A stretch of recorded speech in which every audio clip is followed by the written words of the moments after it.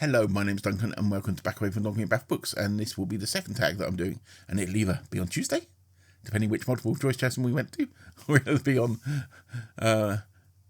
actually if it's the second one it will be on Tuesday, because that was my idea, was I put one on Monday, one on Tuesday, or both on Tuesday. And you're wondering what the hell I'm on about now. But yes, anyway, welcome, and my name's Duncan. I was tagged by the wonderful Cliff at Cliff Start Gems for his coffee tag, coffee and books sort of tag, which he's picked coffee names and linked them to ideas about books. So there is 9 or 10 prompts here, and I've got one of my notes here, so if you see me looking across it's because I've got notes. So the first prompt is Black Coffee. Name a series that's tough to get into but has hardcore fans. I'd say Malazan. I've never read it. Well, maybe one day, but I don't really have a huge interest in reading it. But I know the fans of it are quite rabid when people criticise it. So question number 2 is Peppermint Mocha, which... does that exist as a coffee? Weird. Name a book that gets you more popular during the winter or a festive time of year. I'd say anything by Dickens, specifically Great Expectations. Hot chocolate. What's your favourite children's book? I have several. The Hobbit being an obvious one. A bit of Roald Dahl. Danny Champion of the World, which I love. And by Robert Westall, The Machine Gunners, which is about a downed German aircraft in World War II, and the pilot and some boys find him. And it's a really, really well done book. And actually, if you see my last tag, someone said about required reading, that we read at school. And I still really, really like it. Next question. Question 4. Double Shot of Espresso. Name a book that kept you on the edge of your seat from start to finish. As a nod to Cliff and his horror, I will pick Ramsey Campbell's The Doll Who Ate His Mother. And there's a point in the book that reveals something and you're waiting for it a lot of the time. And I really, really like that book.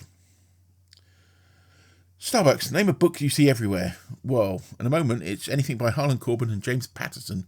Because if I go around the few places we have that sell used books around here, a few charity shops that we've got, that's all the books they seem to have.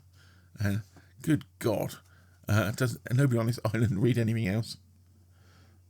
The Hipster Coffee Shop. Give me a book by an indie author or a shout-out.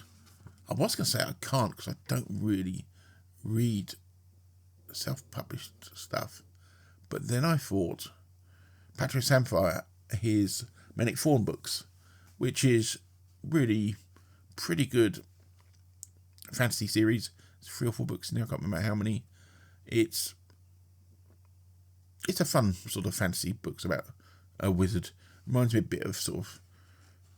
Does it remind me of... I don't know what it reminds me of, but I quite enjoyed it, and I'll put a thing up the side there so you can see what the books look like, and I'll put a link to his website so you can have a look at them if you want to. Number 7. Oops, I accidentally got decaf. How can you accidentally get decaf? Decaf's good as well.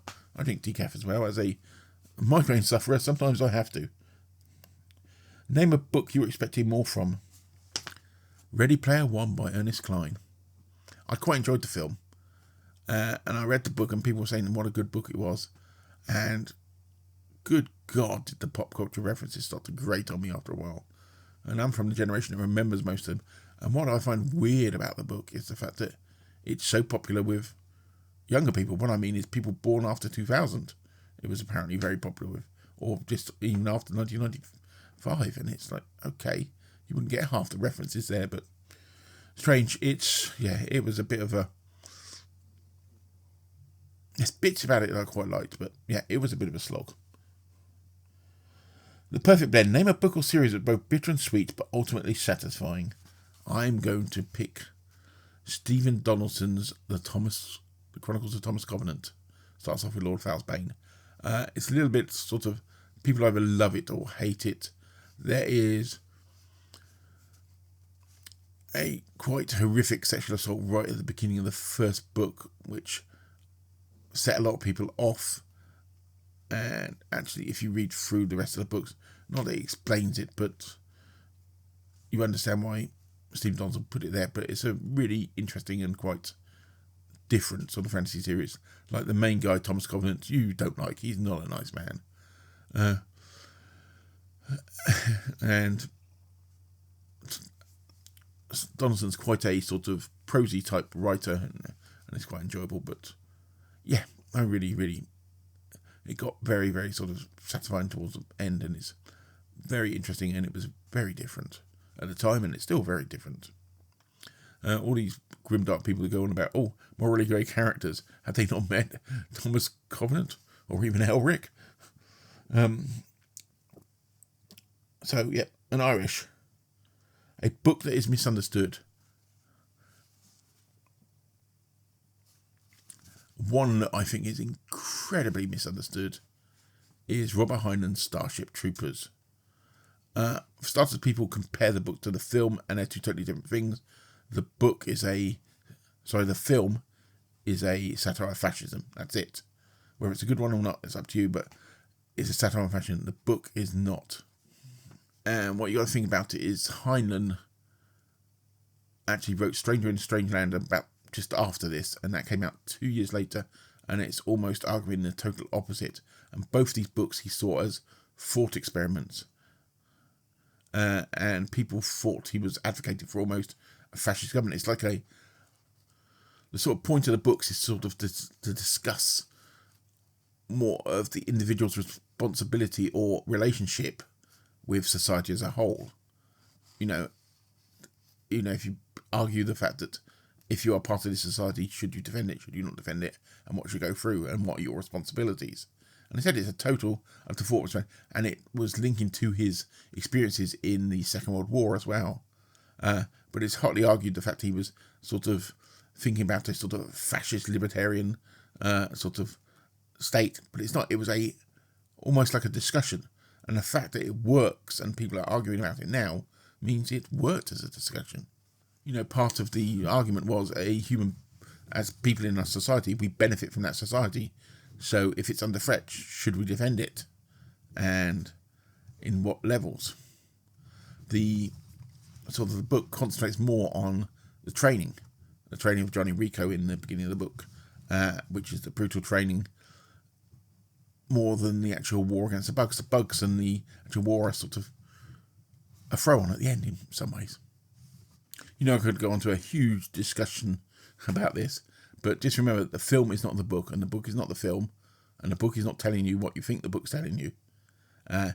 It's really worth reading some history. There's lots of different sort of views about it. And almost what doesn't help is Heinlein almost tried to rewrite what the book was about himself when he put his expanded universe thing, when he sort of tried to pull everything together. But yes, that's the one.